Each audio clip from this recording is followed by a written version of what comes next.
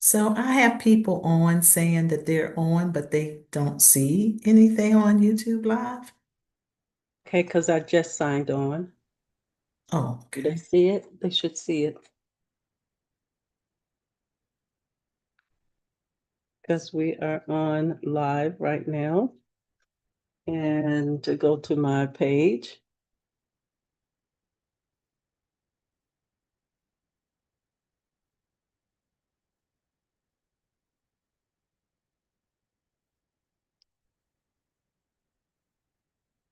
if they would hit their notification bell, they probably would see it faster there.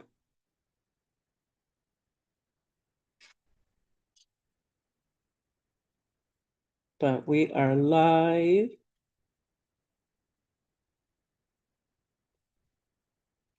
Good evening, everyone. Ellen Sutter, the ESP Presents and ESP Book Chats, where we bring page turners your way. Today we have our guest, our author, our wonderful book we just got. And this is author Rhonda Slade Stanford. Her book is titled The Seven Deadly Sins That Can Ruin a Relationship. On the top part of this, she had From Sin to Deliverance. So we're going to get started with her. Tell us where you from, if you like, a backdrop of yourself and why you penned this book. All right. First of all, my name is Rhonda Slade Stanford. I am originally from Hampton, Virginia, and I penned this book not because I wanted to, but because God wanted me to.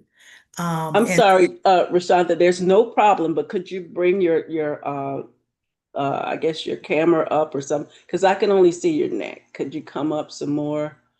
Uh, Down just a little bit. I am so sorry. There you go. There you go. that That's better? perfect for you. Okay. Yeah, I had All your right. neck only. Okay. All right. Yes. Thank you. Thank you. You're welcome.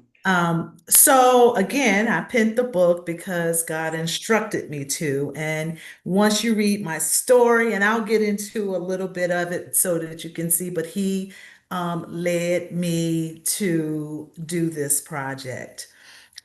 So again, I don't know, I think you mentioned the name of the book. The Seven Deadly Sins That Can Ruin a Relationship is the name of the book. The way I like to describe the book is by saying it is seven testimonies by seven different people sharing their story using one of the seven deadly sins. So at this point, I want to shout out the other authors. Yes. They are Sabrina Goodman, Darwin Johnson, Reverend Dr. Angela Jones, April Morrow, Beverly Simon, and Olivia Stanford. So those are the other authors who wrote in this book. So do you want me to go into a little bit about my Sure, journey? you could. Yeah, yeah, sure. Because yours, it starts off talking about angry. So just go into a little bit of your part without giving the story away. Your title was Angry. I got a chance to read some, brought out some beautiful things that gave me some thought-provoking questions. Do Very tell us good. about your segment, the part you've written about. Yes, yes. So the part that I wrote is on anger. And so the book talks about, my story talks about a relationship, a romantic relationship that I decided to get into about, I say 20 years, it was actually 18 years after my husband passed. And in the story you'll see how I was promised a lot. I was promised that we would get married. I was promised that we would live our lives out together. Just a lot of promises that did not come to fruition. And so the story goes on to talk about, just at a high level, some things that occurred during our relationship, which were red flags, but because I Mm-hmm. had shackles on my eyes, I did not see the red flags. And so when the person that I was in a 1 and a year long, 1.5 year long relationship with Mhm. decided to break it off abruptly. I didn't see it coming. It really left me in a bad place. It put me in a place where I had never been before. And I've been married, I've been through relationships, I've been through heartache, but it was really something um, that I went through that I had never gone through before. And I found myself sort of like in a valley experience. I felt Mhm. felt myself in a position where, like I said, I'd never seen myself. And Mhm. so I would spend time with God. Every day after work, I would pray and read my Bible and listen to sermons and listen to inspirational gospel music, all kinds of music, and just really spent time in the Word because I knew I could not get myself out of the slump that I was in. So in the book, you'll read my experience with God, how He spoke to me, how He said to me that you will write this book. Well, and it even started before then when I was going through just trying to get, myself together. He says, I want you to start journaling. Mhm. And I wasn't really a journaling person, so I pulled out the journal, and for the first month, all I could get out was anger, angry as you know what. That's all I could get out. Wow. And Wow. so then, he told me to, after that month, he says, well, just write down how you feel. So I Mhm. started writing down how I felt. But then he says to me, you're going to write a book. This Mm. is the name of the book. And these are the people who are going to write in the book with you. And I fought it. I said, God, I am not an author. I'm not a writer. I don't want to do this. And he reminded me that it's not for me, it's for others to help other people. And so that's how the book about. And I'll tell you, when I reached out to each of the people, Mhm. they all said yes to the call. They all said yes. Awesome. That's And they awesome. all they all had a story to tell. I mean, you'll read their stories in here or in the book also, but they all had a story to tell that showed how God took our sin and turned Mhm. it into deliverance. And Love it. each of us told the story in a very transparent way, um, in a way where we wouldn't ordinarily share with Mm. anybody, but we did what the call was. And he said to write, and we all wrote, and it was just a beautiful thing. Now we did hire a writing consultant because even though I heard him and I obeyed him, I needed help to make sure we executed and executed in a professional way, not an amateur way. And I'm pleased to say that I've been very, very pleased with everything. I've been pleased with the book. I've been pleased with what the book is doing in other people's lives.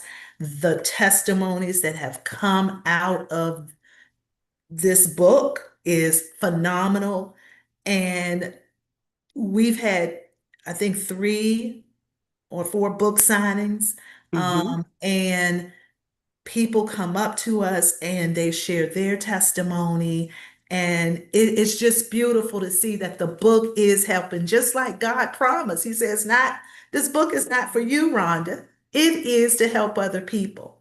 And it's actually helping other people. And because of that, I am grateful. I am very grateful. Awesome.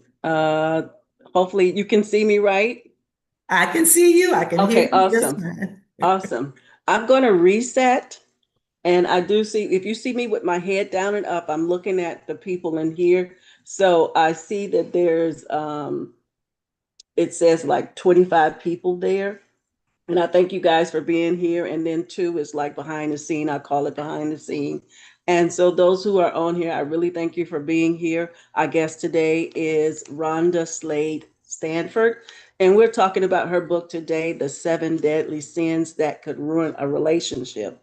So we're just opening up right now and resetting. You will see her ask some questions, answer some questions that I'm going to ask her. And these questions came totally from my experience reading her book. And also, we did say earlier behind the scenes that she is not a relationship guru or specialist. These are from her point of view. And thank you guys for watching, and do share, swipe, and share. So, with this, and before you go, you are chief collaborator with this book. Yes. Correct, correct. And Yes. I don't know if the viewers heard it earlier. So if I can, because I know that some Sure. are just joining. So if I can shout the other authors out really quickly again. Yes, you Um, can. okay, the name of the book is The Seven Deadly Sins That Can Ruin a Relationship. And I wrote this along with six other writers. Sabrina Goodman, Darwin Johnson, Reverend Dr. Angela Jones, April Morrow, Beverly Simon, and Olivia Stanford. So I don't know if they missed the whole intro. Hopefully, they did not miss that. But I wanted to make sure that I shout out the other writers because the reason the book is here is because of the collaboration of all of us. So I wanted to make sure. And if you want me to go back over everything I said before, I don't know whether you got No, it or we got not. they're gonna have to, you guys gonna have to do the replay because we're gonna move forward because there's so Okay. interesting things. You guys just have to catch it on the replay, and thank you, replayers. So, Rhonda, Mhm. in writing this book, and you and I had a chance to be behind the scenes and talk. So, what is your take on the landscape of relationships now today?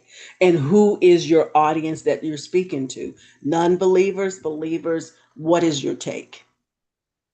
Okay. I'll answer the landscape question second. This book is for the believer, is for the non-believer, is for the young, is for the old, is for men, is for women. The book is for everyone. And I tell you, when I say that people have come, they've come and they've said that this book has helped them, it's all of the above that I just named.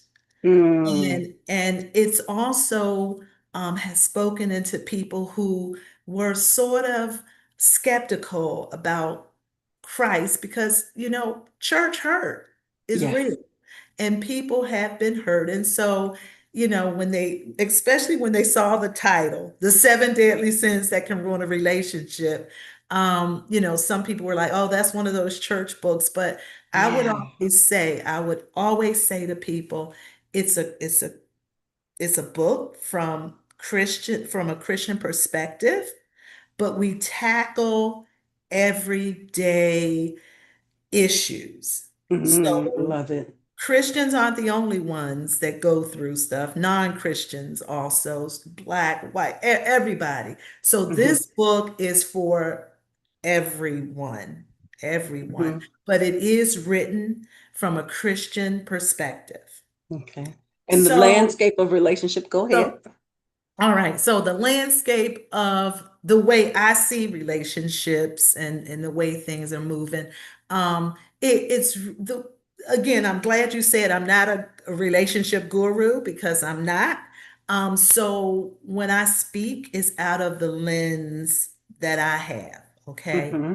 So when I think of relationships and the power of relationships, I draw from my family. I Hmm. draw from what I've seen. Okay. So my parents, and they're both deceased, but They were married 50 plus years. My youngest sister, she and her husband, they've been married for 25 plus years.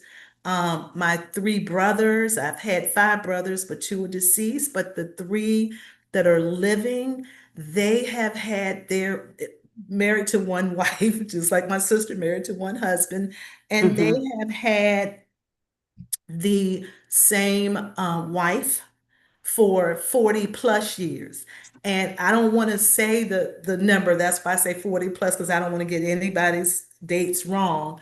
But that's the lens that I look at Mm-hmm. relationships from. Mm-hmm. And I don't look at my past failures. I sort of look towards what I know I've seen to work. So my outlook on relationships, it's just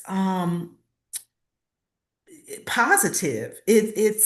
I see that if two people who love each other, that are right for each other, that God has just molded for each other, I believe it can be successful, very successful. Even like I said, mine was not.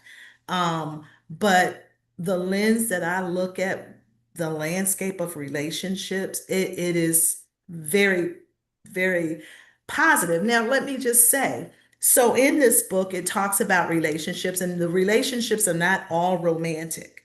All Mm-hmm. right. So you have people talking about friendship relationships and um, you know, relationships with a sibling. So it goes not just into romantic relationships. So with that being said, to further answer your question, I look at relationships that I have with friends from church. Now, Mm-hmm. I moved from Maryland to Virginia, and I've had friends from church from Maryland visit me here in Virginia. So relationships out of the lens that I look is very positive. The other example I'll give is from high school.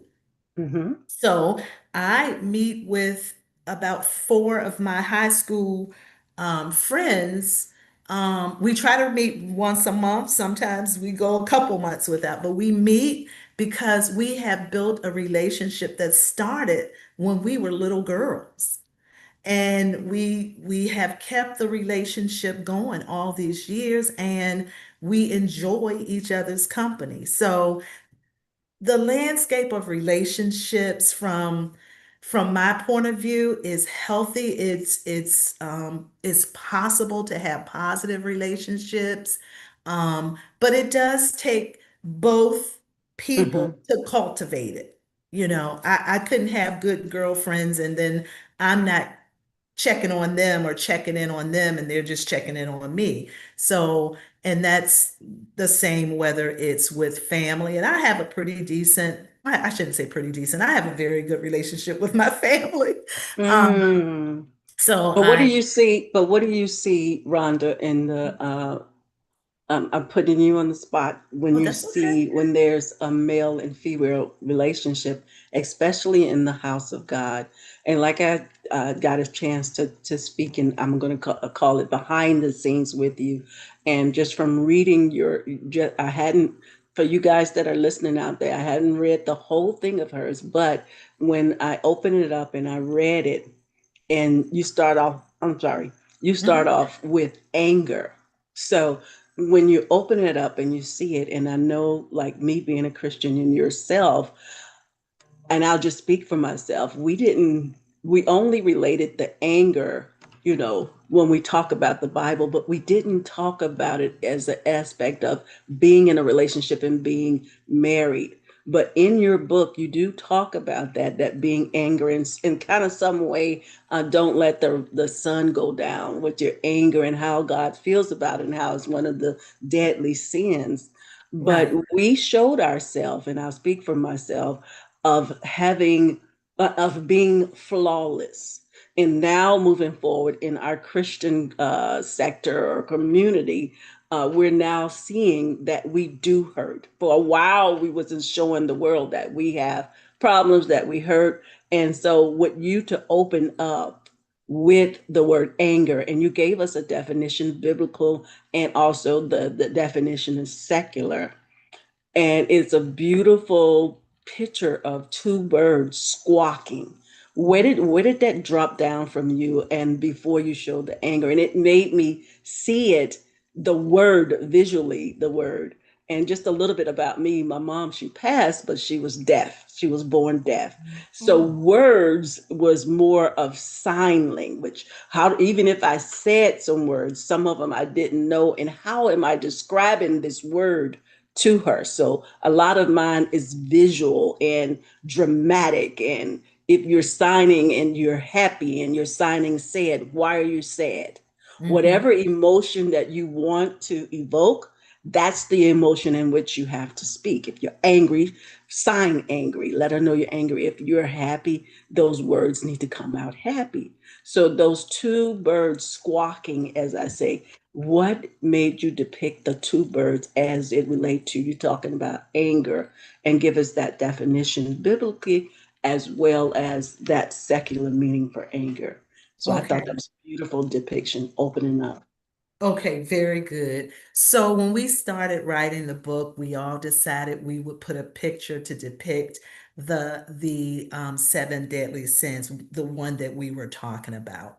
So because I wrote about anger, I had found pictures of two people, like fussing or whatever, and that just didn't do it for me because Mhm.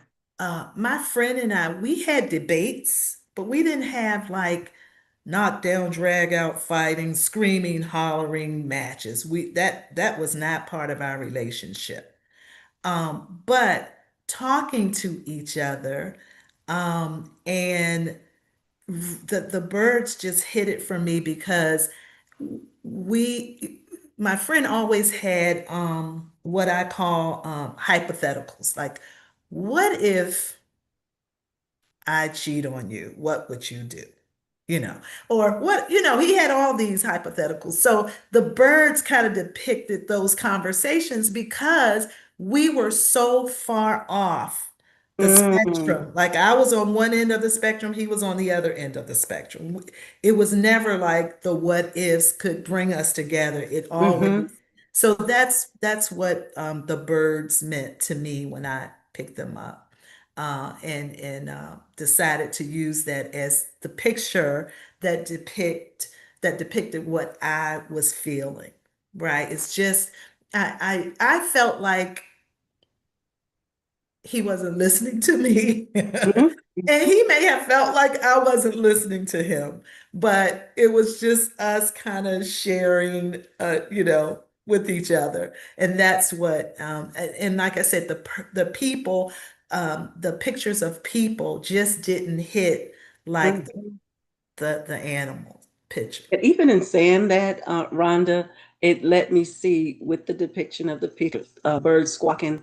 It's like, what are they saying? This is all uh, fruitless. The argument is fruitless, and I Yes. can see that in them birds squawking like that. Hmm. You mentioned the biblical definition of anger. And I want to pause, and I'm always throwing two and three things at one time. I'm gonna try No, not I, to. I was going to get With to the that. anger, I wanted to see the biblical definition. And Rhonda, do you think, and it's just a hypothetical question, that now today, being that I'm saying from my point of view that sin is not talked about in church more as it was when we was growing up. I'm in my 60s and you would hear brimstone, you're going to hell, and you knew that sin was going around, but to say that it's a deadly sin, which we know as Christians. So do people even look at that as a sin, or either do they even carry the biblical narrative as that's a sin?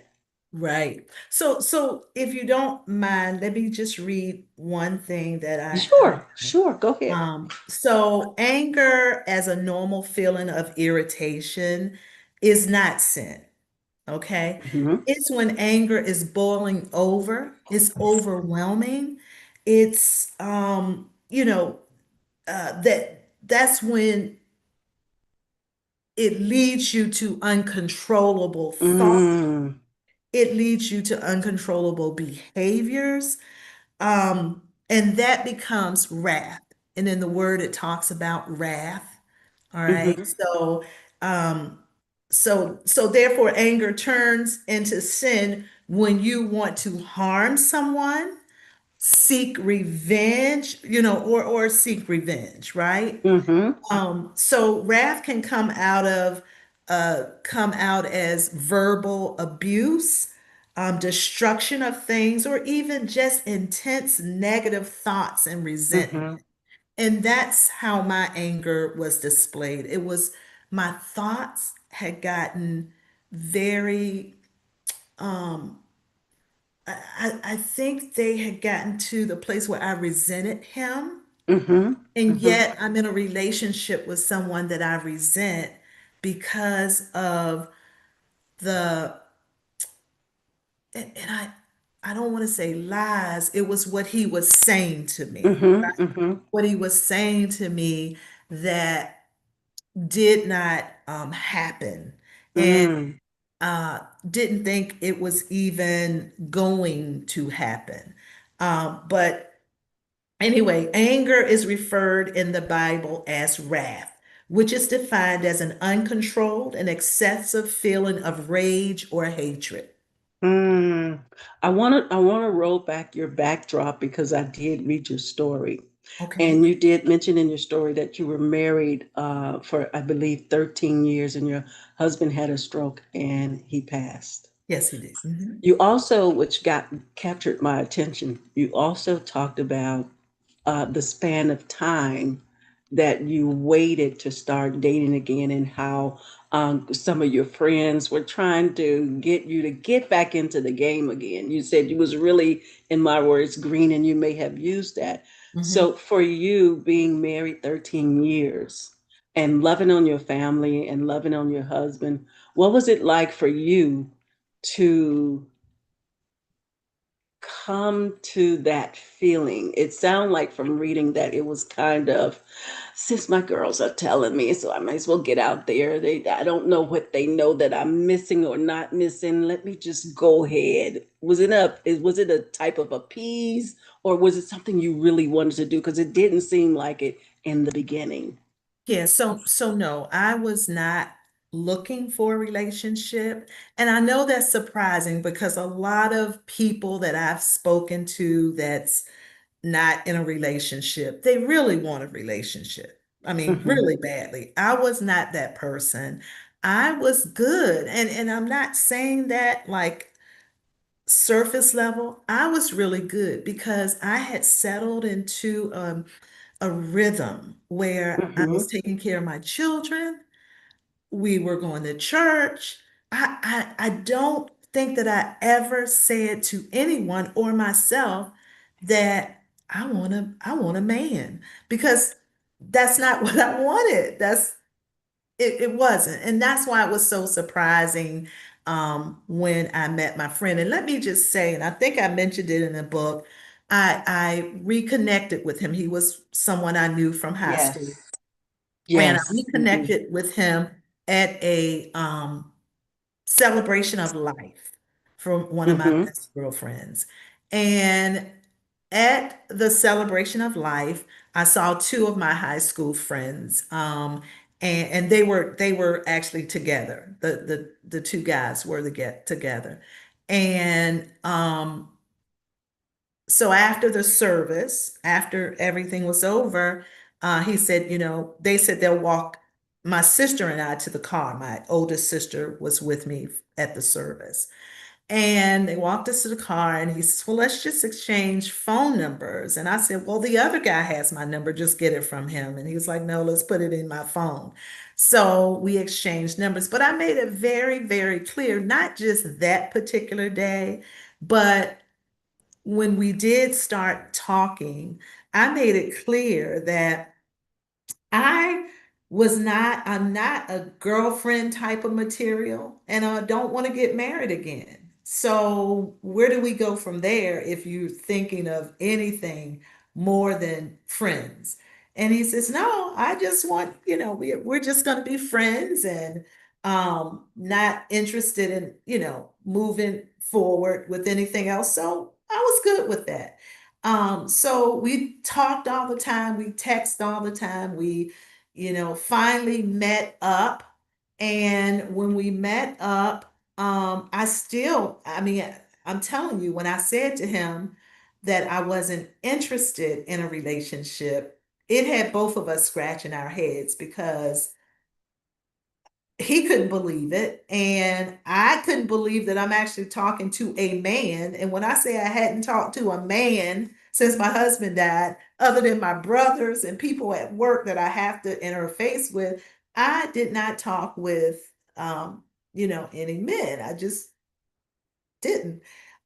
So it was very, very interesting that once we started talking and it's as he had studied me and he was saying all the right things. Um, and I started falling for him.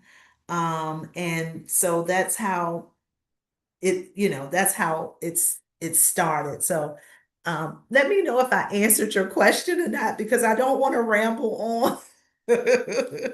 But no, I did not have any reason to want to be in a relationship. And I know that may sound bad.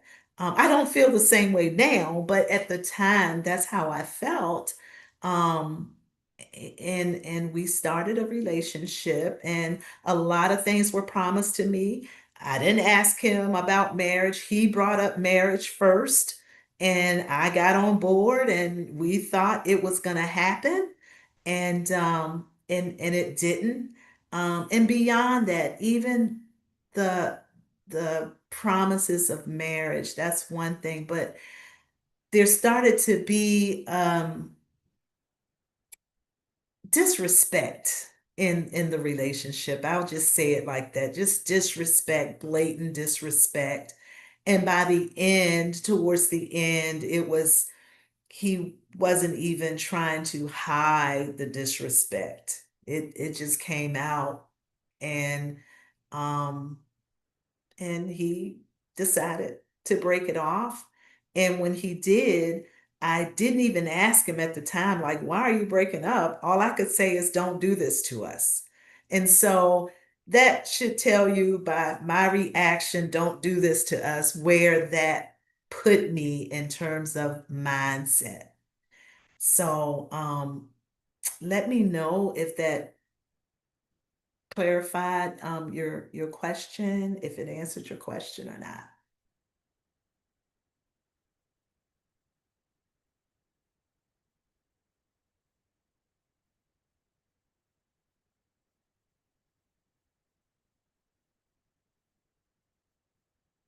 So while we wait for Ellen to join us again, I just want to put in another plug for the book. It's called The Seven Deadly Sins That Can Ruin a Relationship.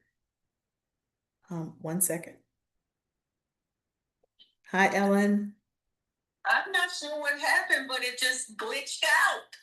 But we could come back on if we still have time to go back on because we were in the heat of it. Who don't want this to be heard?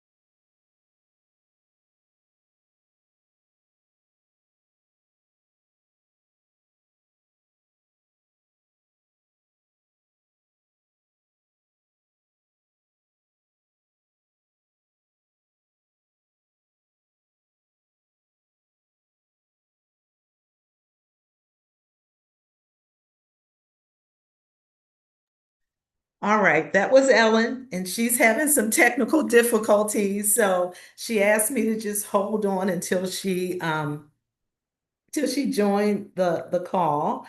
again. But as I stated, I will put in a plug for the book again.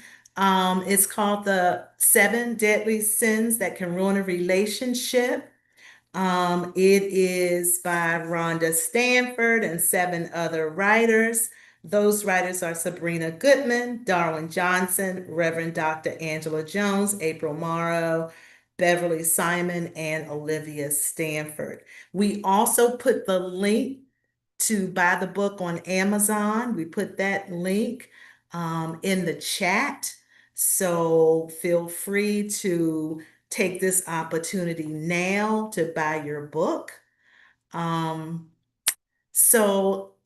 also, just to kind of repeat what I said before, um, God spoke to me when I was in my valley, when I was really having a tough time. And he shared the book title and the people that were going to write with me. And so now that Ellen is back, I'll stop babbling and turn it back over to That's you, Ellen. okay. Thank you. Thank you so much. I don't know what happened, but thank you for keep going, girl. You are a trooper. I don't know what happened to me, guys. Social brought me somewhere. Okay. But we were talking about the anger. And I was talking about you was married for 13 years. Correct. And then you mentioned in one part of it that um you hadn't been out there in a while, and I was saying about your friends, I felt just from what I was reading kind of coerced you. And then I wanted to ask, with that, was it part of your own that you say, okay, I'm gonna do it, or was it a appeasing to the crowd that wanted you to get back in the game? Yeah, no, it definitely not, it was not people pushing me or, me being coerced or anything like that. Um, over the years that, after my husband died, there were people that tried to fix me up, so to speak. Mm-hmm. Not interested at all, wasn't interested. There were times when I would be out at different places and people would want to talk to me, not interested, just not Mm-hmm. interested, not mean. Well, I think sometimes I may have been mean to people, but not, meaning to be mean, but to be forceful to say I'm not interested. Mm-hmm. Um, so yeah, so I had conversations, with several people that says, Rhonda, it'd be so nice if you were, dating and we can all go out to dinner together. And so that it wasn't like they were pressuring me or anything like that. That I hope that didn't come across like that in the book. But when I started talking to my friend, like I didn't know he was going to be at the service, right? Mm-hmm. I, Mm-hmm. I hadn't talked to him in over 40 years. I didn't know anything about. I had not thought a second. Didn't have a second thought about him, right? Since high school, Mm-hmm. right after high school. But I will tell you, once I started talking to him just as friends, and that's how I learned a lot about him, being friends when we Okay. reconnected. And I would say to myself, he's probably a nice guy for somebody, but not for me. But again, the more we talked, and when I tell you and I call it love bombing, the way he love bombed me and just made me feel like the Cinderella with the glass slippers that he found, and we were just, you know, gonna live together forever, just, live in Mm-hmm. harmony forever. And so it started softening my heart. Um and he was really a nice guy in the beginning. That's Mm. all I can I got a say. question before, because I know that I want to get a lot out of you, but the Okay. question, and I'm sorry if I sound like I'm, because I want, it's so much Yes, more to yes. talk about. And when you you had been married for 13 years, right? And then, like you mentioned earlier, you said how you put yourself into your kids and you had a daily routine that you did. You spent a lot of times with the Lord and in your reading and everything. You've done that. Mhm. But I wanted to ask you, how do you go from, just in case there are some widows out there, someone who's widowed, how do you go from uh, some people can move on faster, but it didn't seem like you moved on faster after the transition or your husband passing. What, how do you transfer to our audience from that? Okay, I'm right here. Now I'm going to say this because it's going to sound like I'm going here and there because I'm putting a little bit of me to try to understand. Because I know, like me, for example, my husband, we've been married 34 years. We've been together 38 years. Now, Mhm. I mean this, that if he leaves before me, I don't want anybody else because Frank, his name, my husband is Frank. He gave me so much love that I'm not liking anything. Not saying that you were, but I Mhm. feel so fulfilled with him. There aren't any more Franks the way that I have. You know, it could be, I don't know, but how do you get yourself in a position to even go back, after a divorce? What do you say to those that are out there? Because I know that also, I want to add this too, that people put a time limit on grieving. Right. And Right. so, with the scheme of that time limit on grieving, and then now you out there, like I talk to like my family and different ones, they see someone get in an immediate relationship, they feel as if they were already there before the person sneezed and died. So for you, what was that like? How did you get yourself in the position, the mindset to even say, okay, I want to date? Was it familiar with, you knew him for a while, or what was it that say, okay, I'm going to go head on? That is a great question. And I can't answer that for everybody. I'll just tell you my experience, right? Mm-hmm, Because I'm like you, when I've seen people, even after 5 years, and now they're getting married. Wait a minute, their husband just died. I think that's human for us to do, but I've learned through this process not to judge people, right? Not to mm-hmm, try to mm-hmm, figure out why they are dating after a year that their spouse died. That's not for me to mm-hmm, realize. mm-hmm, But mm-hmm, one thing, and I didn't know you were going to ask this question, but one thing that, I had written down, and I wrote this down because this is what I really believe after going through what I went through and writing the book. Okay. So for me, only the Lord could have ordered my steps into that situation. Only God could. And I say that and I mean that with every fiber of my body because I was not interested in dating. I was not seeking out someone for to marry me or sweep me off my feet. So I know that. And then only the Lord, I wrote this down, didn't know you were going to ask me this question, but only the Lord could send the right person mm-hmm. at the right time in the right place to do his work in my life. Because he Mm. knew how closed I was on the whole dating and, you know, didn't want to date, especially while my children were growing up, because I never wanted a man to be around them. It was just Uh, that's what I did not want. mm-hmm, So, only God, I'm telling you, and I'm not just saying this, but I believe this. Only God could do that. And only God can take me through such a valley. Like when I tell you, I have been hurt, I have been mm-hmm, mm-hmm. pain. Okay, I lost my husband and I was left with three young children. I think they were 8, 9, and 10 when he died. Ooh. Yeah, so I know what hurt and pain is, but Mm-hmm, this was different. I don't know why I believe God took me there. I mean, I know why he took me there now because he had better for me.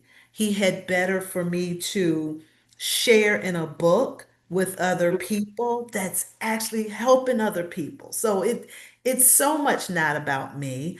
And he made sure through this experience that nobody else could get the credit but him.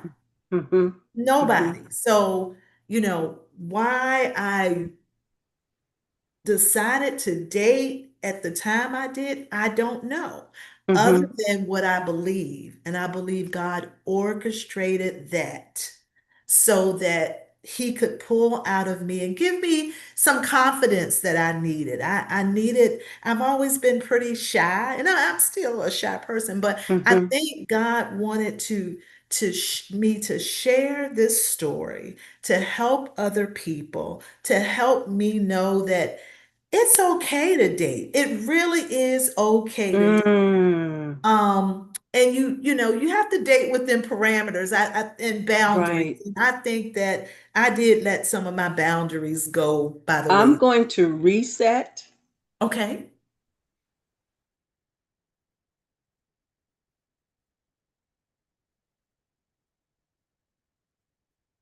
And it looks like you're frozen. One with a name M, and if you could hear me, some things I can see in my background that's going on, and so I'm resetting a little bit. Can you hear me? Well, yeah, you were frozen for Yep. And I seen some things go across the screen, and you were frozen to me, so I'm like, okay, let me just keep listening. But in real time, you won't see that glitch. I've noticed. okay. But there, I'm resetting. I see some people on there, and Moon.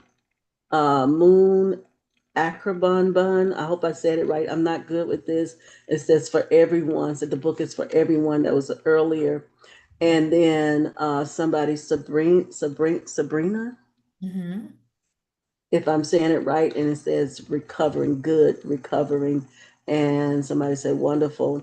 And so to you guys that are out there, if you don't see me respond to you guys, I'm trying to go in between, but I thank you for that. I wanted to ask you to, and we time went fast, I things are going know. on. I I know. You wanted have to ask you one more question. about you mentioned you was angry. You open up with the book with anger. Did this anger come from a little bit mish with your deceased husband? Did some anger come from there? And was that anger coming from that other relationship solely or a combination of it? Yeah. So the anger came solely from the relationship I was in. And I'll say this. I labeled it anger, right? Mm-hmm. Mm-hmm. Um a lot of it was hurt, and Mm-hmm. hurt can transpose over to anger or pain. But that's what it was for me. That Mm-hmm. is what I experienced out of that relationship. And like I said, I've been in other relationships. I've been in other relationships, but what I felt in this relationship came as a direct result of um,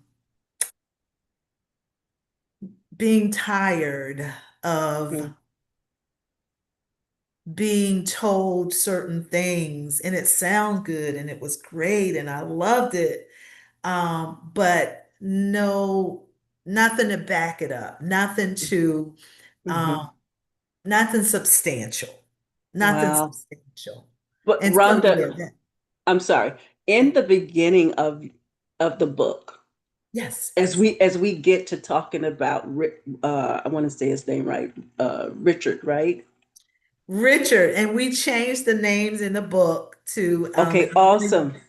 Awesome. I was yeah, like, I hope I there's a wanted, I always have to use Darwin. He's one of the guys that wrote in the book. I always have to use his saying. We use fictitious names to Mhm. protect the guilty. I love it. I So love it. that's coined by Darwin. So So when you see Rhonda in the scheme of things, reading your book, Mhm. And for those who look, and I haven't read the entire book, I only read this show right here is called Scout Out, Shout Out. And what it's designed is just to read your synopsis. And later, if you decide for us to read more of your book, that's a different show. We want to get the books out there. So we haven't read it, but later I will read it. I have a lot of shows that I do, and I go back and give a feedback or something like that, because I am a paid reviewer, not paid to lie, but I have numbers on Amazon. I do have like numbers in quite a few, but I wanted to let them know what type of show this is. Wow. And so in saying that is when you wrote early on, Rhonda, Mhm. about the red flags. They were flying left and right, and I was like, come on. And you already knew it. And so, like Mhm. you said, this was written for you to go through that part to help others. It was not just for you. And Wow. seeing that and seeing the red flags and what when you said in the book, you said that you one of your deal breakers is no cheating. And then you went on to still talk about that you just dropped it down that he was not this guy. And you know that a guy is going, and you said you didn't want to remarry again. And he's like, I'm on that ship because I don't want to get married. And so it turns into what we see now today. Some women are like getting in committed relationships where they know that they just want to be there and however it goes. But you was different from that, meaning that you told me in the back channel or when we talked before we got on, is that this was a Christian relationship. And he talked about God. Let's talk about that. So, the things of talking about God, getting a relationship when it's supposed to be a backdrop of two Christians. Let's talk about that. Yeah, that's good. And I didn't know you were going to ask that, but I will say to answer the question, I will just kind of lay it out. So, um, when we first started dating and getting to know each other, he would drive to Maryland and go with me to church. And he, Mm, right, so it was all these things that were happening that made it look like he was a Christian. And we know that some people have a form of godliness, and that's yes. saw at the end. But even to the point where when we were dating, and again, we were in a year and a half relationship, but in the beginning, my church was reading the Bible in a year. And so I found myself on the phone with him for so many hours every night, and I was getting behind Mm, my reading. So one particular night, I said to him that I really have to go because I'm so behind on my reading. I need to catch up on my, mhm. Bible reading. And he said to me, I don't want to get off of the phone. He says, let me get my Bible app up and I will read some and you read some until we get you caught up. So, I mean, for me, I'm like, Yeah. this is what I want out of life. This is the kind of person I want to be with. Yeah. And fast forwarded to towards the end of our relationship. And I was watching church online here at my home, and he says, "Oh, that's too loud. I'm gonna leave. That's too loud." Like I didn't want to hear that. And then I said, "But this is church. Are you gonna watch it with me?" He says, "I don't believe in organized religion." So yeah, so Mm. what I'm saying is things happened where I was caught off guard just so many times, right? So all this time, not that I think he is sold out for God or anything like that, but Mhm. he was doing those things that made me think, that he is a Christian. And I'm not Yeah. saying he's not a Christian. I'm not saying that at all, but what I'm saying is he really had a form of God. Mhm. And Mhm. and it came out over time. Like I said in the beginning, it was beautiful. He went to church with me for over a year, and this was the time where everything was beautiful. Yeah.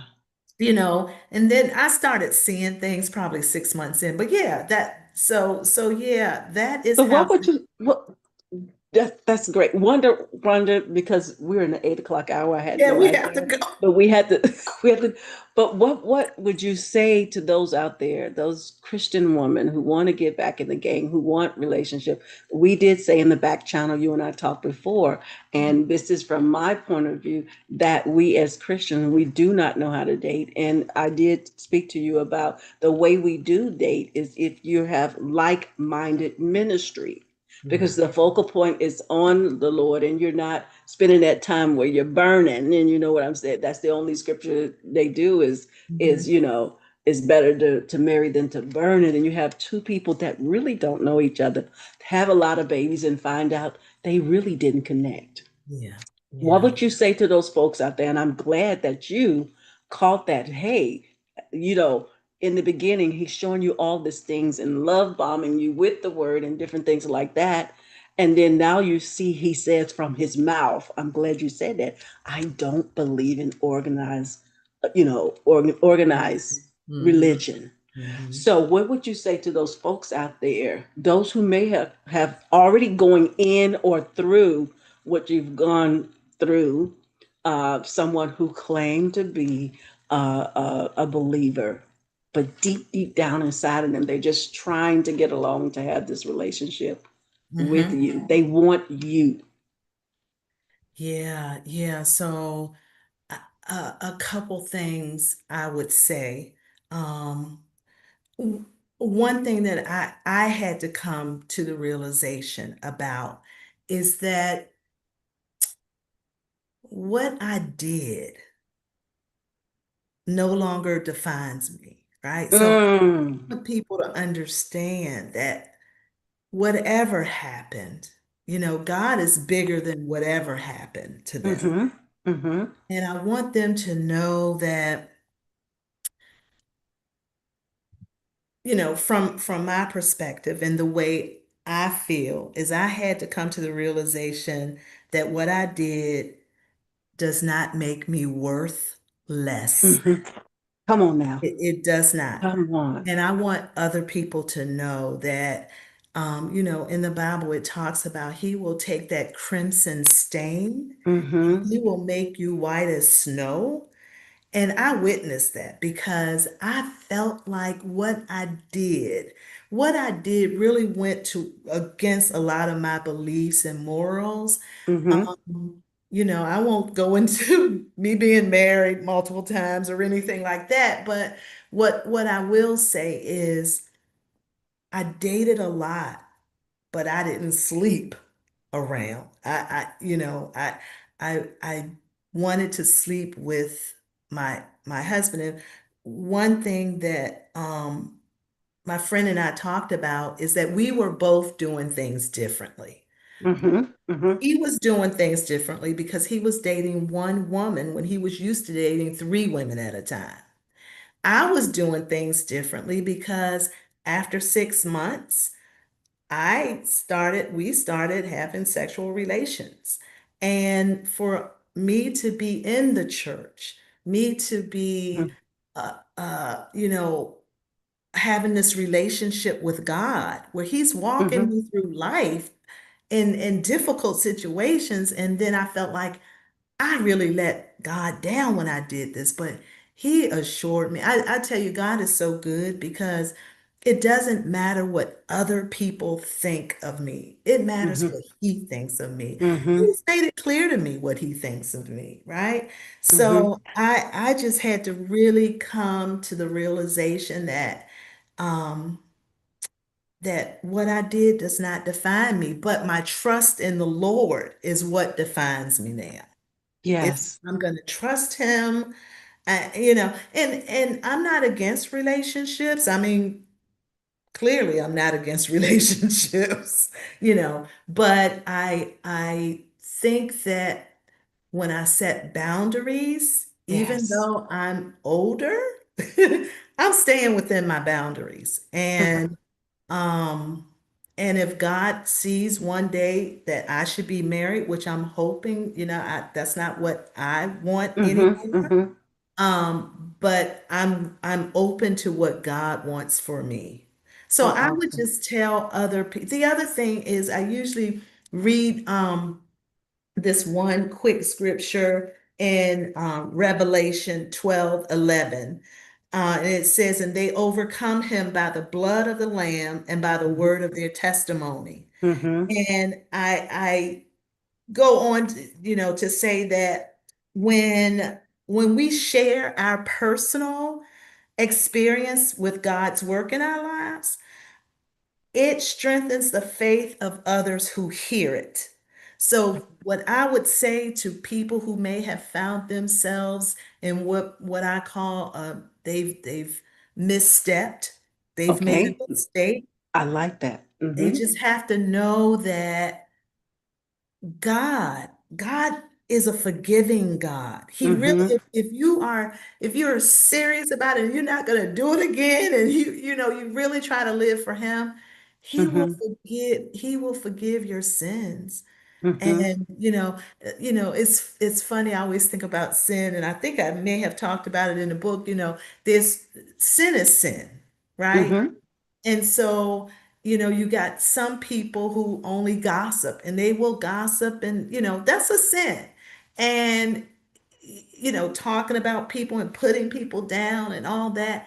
So it's up to people to repent, to ask for forgiveness, and to really change their ways.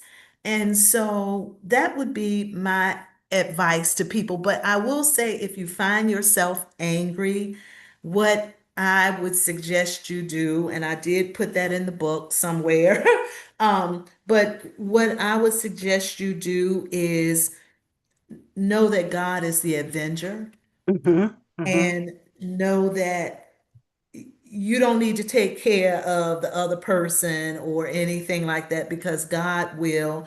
And not that you wish any harm on anyone, because I will tell you, I don't wish any harm on my friend. In fact, there's a scripture that tells us, Luke 28, it tells us that we have to pray for those that we feel that Mm-hmm. mistreated us. And I actually pray for my friend. So I pray for his soul, because I care about where his Mm-hmm. soul will go. So no, that's what I would tell people. And it sounds easy, but I'm telling you, God took me through journey, but I came out as pure gold on the other side. And I'm very clear of who I am. I'm very clear of, I don't care if people say, well, why are you telling that story? I'm telling this story because God told me to. Mm-hmm. And I'm Mm-hmm. going to do what he wants me to do. If I have to make myself look bad, Mm-hmm. Mm-hmm. I'm gonna do what he tells me to do. So that's That what I is so would say awesome. to other I'm people. going to say something. I wasn't going to say it, but it keep coming in my mind to say my Uh-huh. experience of being a teenager and being saved as a teenager Mhm. and trying to date. And so I wasn't going to tell you, but it keeps coming to my mind to share, share, share. So being a Christian girl and wanting to date somebody, from my experience, I remember this guy. He was handsome, and so we wanted to be intimate. Okay. But I felt as a Christian, and I'm only speaking for myself, and I don't know who would tell the truth. Okay, so he's fine, and I'm going to be with him. What should I do for him to keep him without me having sex? But then if I have sex, it'll be a lot of things going on. So we had planned, I don't know where we were going to have sex at, but he came to the house, he knocked on the Mhm. door, he came face to face with me, and he told me God said no, and he walked on out the door. Wow. Amen. And Okay. I'm like, wow. At You're that like, moment, I felt rejected, but God protected me just like He yeah. did in Abimelech when he was supposed to, when he was trying to mess with Sarah. You know, different things happen. But Yeah. here he is, a guy, he's not a believer. I'm a believer. He kind of, but he was so handsome. I just felt rejected at that time. And I don't think anybody I'm like, this fine man walked out the door and I don't know how saved he is, but he told me that God said no. Hmm. And he walked away from it.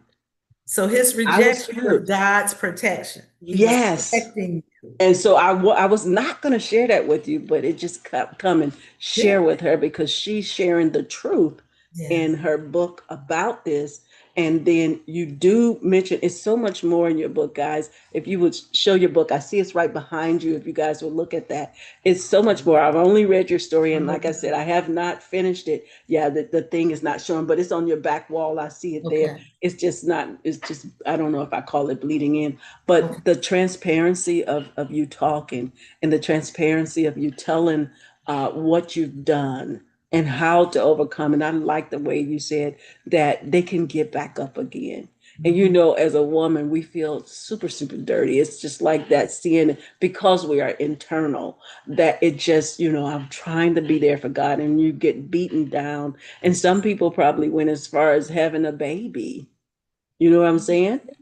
But those things like that you're mentioning there, and it's like I say, it's so much more. And you did say it, and we'll close out with this. You did say in your book that you felt so sorry for him.